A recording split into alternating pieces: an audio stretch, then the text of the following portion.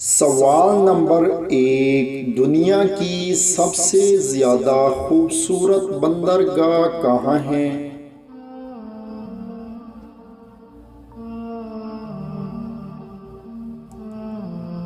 तो जवाब है ऑस्ट्रेलिया में। सवाल नंबर 2, कब्रिस्तान हमेशा अस्पताल के किस तरफ होता है?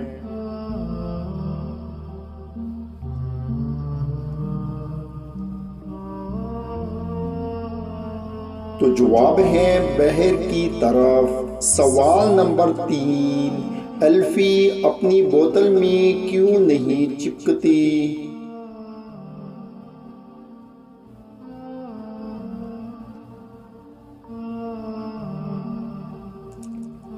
तो जवाब है बोतल में हवा न होने की वजह से।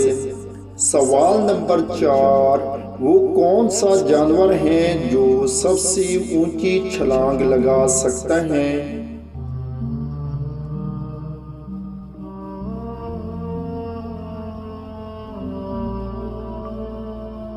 तो जवाब है कैंगरू। सवाल नंबर 5, वो कौन सी ऐसी चीज़ है जिसे हम जितना मर्जी साफ कर लें लेकिन वो रहती काली है?